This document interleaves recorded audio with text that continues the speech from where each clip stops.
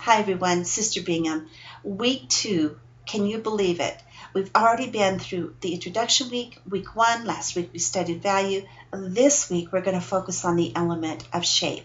But let's not forget about the element of value, because each week I'll be expecting to see in your work the elements that we've already studied in the past. So that means that each week builds upon the next. Start your week by going through everything sequentially, by going to the introduction tab and then go through the lesson content material. And keep in mind that the reflection and discussion board is due on Thursday, and that's a place for you to put your weekly reflections and also to be able to post a question if you have one on one of the assignments, or if you'd like to post one of your let's say you're posting your shape assignment, you want to get some opinions from your classmates, some feedback, you can do that too. In the exercise area, we're going to be going through exercises 1 and 2. We'll talk about those in just a moment, but I do want to focus on the extra credit. Some of you are missing that, and what that has to do with is your checkoff rubric.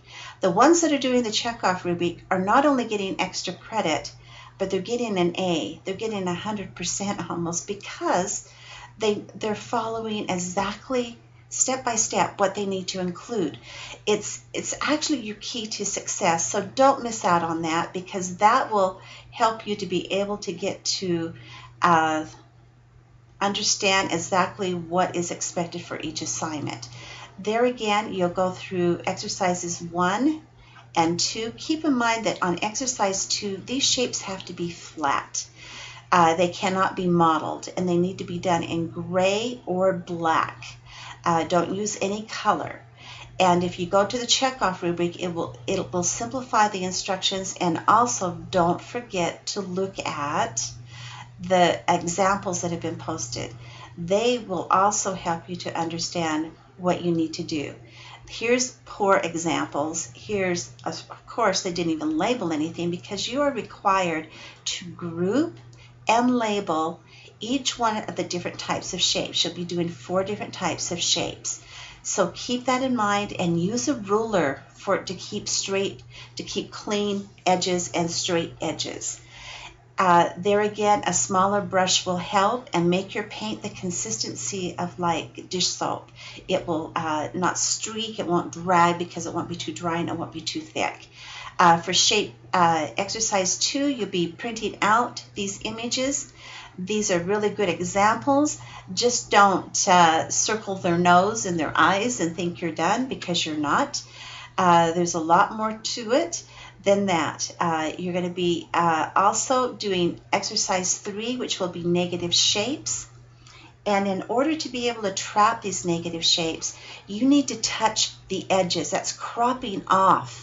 That means if we take this horse, we're going to touch it up here. We're going to run his tail off down here and his feet. And then we get small, medium, and large negative shapes.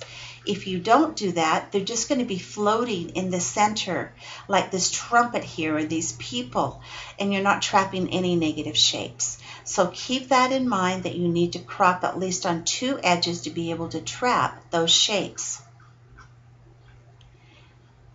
Let's go back to the exercises, and I'll just point out a couple of other things to you that will help you. Right here, there are a couple of hints. Please read those hints. And we do have one more exercise this week. This exercise is to start to set up your ePortfolio. It's just the first step. If you don't understand the steps, then please let me know. And there's also a person on campus. Her name is Carrie Johnson. I'll give you her phone number. She will work with you on a personal basis. Her number is 208-496-1530. You can either call her or meet with her in her office, whether you're distance or close to campus. But the first thing you need to do, you need to go through all these tutorials and do exactly what it says, and then you can earn the 10 points. Looking forward to working with all of you. Please pay close attention to the checkoff rubric. Turn it in. You can get extra credit points. It will change your grade. I promise you. Bye-bye.